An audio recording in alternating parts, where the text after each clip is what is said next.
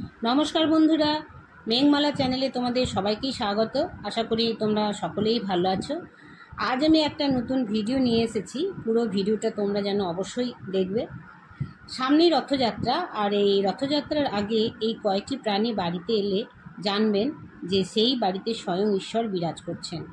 উড়িষ্যার পুরীতে জগন্নাথ দেবের রথযাত্রার সময় ঘরে ঘরে শুরু হয় জগন্নাথ দেবের স্মরণ ও আরাধনা।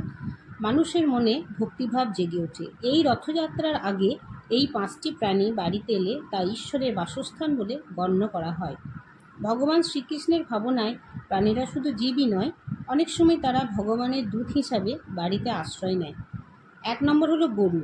গরু যদি বাড়ির দরজায় এসে দাঁড়ায় বা বাড়িতে প্রবেশ করে, তাহলে বুঝতে হবে এটা ভগবান শ্রীকৃষ্ণের সরাসরি আশীর্বাদ। গরু হচ্ছে ধর্ম ও মা লক্ষ্মীর চিহ্ন। আর শ্রীকৃষ্ণ হচ্ছেন নিজেই গোপাল, অর্থাৎ গরুর পালক, তাই তো তিনি গোপাল। গরু আগমনের অর্থ হলো বাড়িতে স্বয়ং মা লক্ষ্মীর আগমন। গরু যেখানে যায় মা লক্ষ্মীও সেই গৃহে বাস করেন, অর্থাৎ সেই বাড়ির মধ্যেই হয়ে থাকে জগন্নাথ শক্তির অবস্থান। গরু নিজের ইচ্ছায় যেখানে যায় সেখানে পরম শান্তি আসে। জগন্নাথ পুজোর আগে ঘরে গরু আসা মানে সেই বাড়ি গৃহস্থের পূর্ণ ফল লাভ হয়। 2 নম্বর হচ্ছে কুকুর। জগন্নাথ পুজোর আগে কোনো কুকুর বাড়িতে এলে তাকে অবহেলা করা উচিত নয়।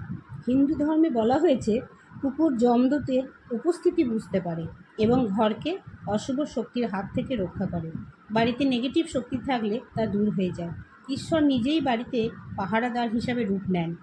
বাড়িতে কুকুর আগমনের অর্থ হলো ভবিষ্যতে কোনো বিপদ প্রবেশ করতে পারে না। বাড়িতে কুকুর এলে মাথা নিচু করে বসে থাকলে তার মানে সেই ঘর শান্তিপূর্ণ ও ভগবানের বাস হয়। কুকুর বারবার ঘুরে ফিরে আসলে বুঝতে হবে খারাপ কিছু হতে চলেছে, তাই সতর্ক হওয়া প্রয়োজন। মহাভারতে যুধিষ্ঠির কুকুরের সঙ্গে স্বর্গে যাত্রা করেছিলেন, তাই কুকুরকে অবজ্ঞা না করে ভগবানের দৃষ্টিতে জীবন ও মৃত্যু চক্রের অংশ বলে মেনেছেন।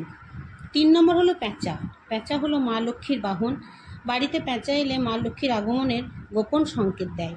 জগন্নাথ দেবের পুজোর আগে যদি কোনো প্যাঁচা ঘরের কাছাকাছি এসে বসে বা ডাকতে থাকে, তাহলে বুঝতে হবে ঘরে শ্রীলক্ষ্মীর আগমন হতে চলেছে। পেঁচা আগমনের অর্থ হলো বাড়িতে ধন সম্পদ আগমনেরই মূল কারণ। দীর্ঘদিনের দুঃখ দুর্দশার অবসান ঘটে। প্যাঁচা দিনের বেলায় এলে তা বিশেষ ঐশ্বরিক সংকেত দেয়। জানতে হবে স্বয়ং জগন্নাথ দেব ঘরে প্রবেশ করতে চলেছেন। শ্রীকৃষ্ণ বলেছেন, যে অন্ধকারে থাকে সে আলো বহন করে, অর্থাৎ প্যাঁচা অন্ধকারের পাখি, তাই প্যাঁচা অজানা সমাঙ্গের বাহক। 4 নম্বর হচ্ছে বেড়াল। রথযাত্রার আগে কোনো বেড়াল যদি বাড়িতে আসে বা বারবার ঘোরাফেরা করে, তাহলে অবজ্ঞা করবেন না। বেড়াল অনেক সময় অতীত বার্তা বহন করে। যদি বেড়াল ঠাকুর ঘরে যায়, তাহলে বুঝতে হবে ভগবান তাকে পথপ্রদর্শক হিসাবে পাঠিয়েছে। বাড়িতে সাদা ও হলুদ বেড়াল এলে তা শুভ সংকেত বহন করে। জানতে হবে গৃহস্থের শুভ সময় আসতে চলেছে। 5 নম্বর হলো পায়রা। পায়রা হলো শান্তির প্রতীক। বাড়িতে পায়রা এলে শান্তির বার্তা বহন করে আনে। জগন্নাথ দেবের পুজোর আগে কোনো পায়রা যদি বাড়ির ছাদে বা বারান্দায় এসে বসে, তাহলে বুঝতে হবে সেই বাড়িতে লক্ষ্মীর শ্রীবৃদ্ধি ঘটতে চলেছে। পায়রা হচ্ছে প্রেমের বাহক, তাই দীর্ঘদিনের সব খারাপ সম্পর্কের জট খুলে যায়। বাড়িতে পায়রা এলে সেই বাড়ি হয়ে ওঠে শান্তিপূর্ণময়। যদি জোড়া পায়রা বাড়িতে এসে বসে, তাহলে সেই বাড়ির মানুষদের মধ্যে একে অপরের সঙ্গে সুসম্পর্ক গড়ে ওঠে। ভিডিওটা এখানেই শেষ করছি। যদি তোমাদের ভালো লেগে থাকে তাহলে একটা লাইক করে কমেন্টসে জয় জগন্নাথ লিখে দাও।